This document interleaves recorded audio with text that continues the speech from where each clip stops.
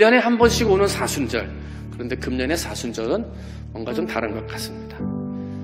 코로나 오미크론 때문에 힘들어하는 사순절이기도 하고요. 또 외부에서는 우크라이나 전쟁 때문에 많은 생명들이 죽음을 당하는 정말 당황스럽고 마음이 아픈 전쟁의 소식과 함께 시작하는 사순절이기도 하고요. 또 우리나라는 이번 주간에 대통령 선거와 결정이 되어지는 중요한 선거가 있는 시점에 사순절이 시작되어지고 있기 때문입니다. 생각하지도 못했던 코로나 시대, 생각하지도 못했던 전쟁의 시대, 이렇게 힘들고 어려운 때를 맞이하는 사순절, 우리 믿음의 사람들은 뭔가 다른 모습으로 살아야 되지 않겠는가. 그래서 이런 혼란하고 중요한 시점에 우리는 어떻게 살아야 될까, 이것을 여러분과 함께 나눠보며 은혜를 나누려고 합니다. 그럼 이 사순절 기간 동안에 우리가 어떻게 살아야 되겠습니까? 첫 번째는 기도하고 말씀 보고입니다.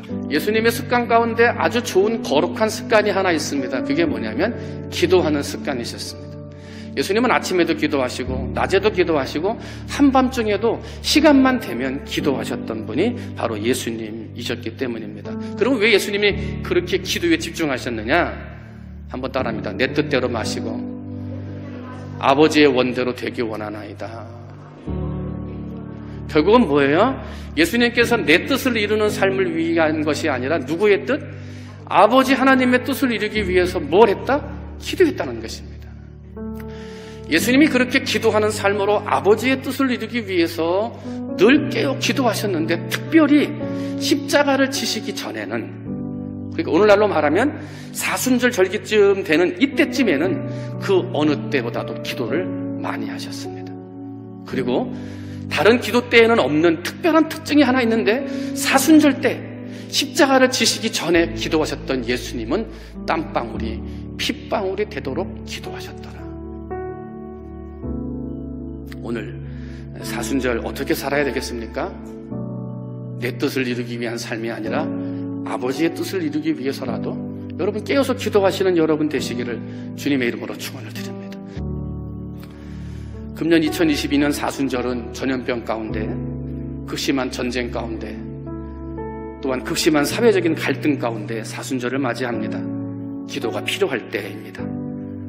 그리고 이런 일들 외에도 개인적인 삶들을 돌아보면 기도가 필요하지 않은 사람은 한 사람도 없더라.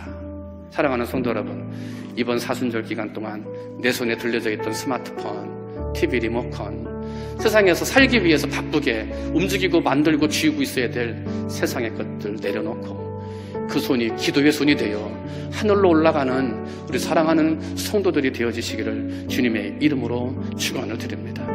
또한 교회에서 성경 일독을 위한 새벽 기도회 진행하는데 현장에서 참석할 수 있는 분들 감사하고요. 또 현장에서 참석하지 못하시는 분들은 아까 말씀드린 것처럼 영상을 통해서 소리를 듣고서라도 하나님의 말씀 가까이 하는 사순절 절기가 되도록 동참하셔야 할 것입니다. 그렇습니다. 사순절은 기도하고 말씀 보는 절기입니다. 그러한 사순절 보내시기를 주님의 이름으로 축원을 드립니다. 두 번째, 그러면 또 이번 사순절을 어떻게 보내야 됩니까? 두 번째 한번 따라합니다. 회개하고 절제하고. 사순절 그러면 예수님의 십자가가 생각이 납니다. 십자가 그러면 그 앞에 회개해야 할 회개가 떠오르게 되죠. 왜냐하면 우리 모두는 죄인이기 때문입니다.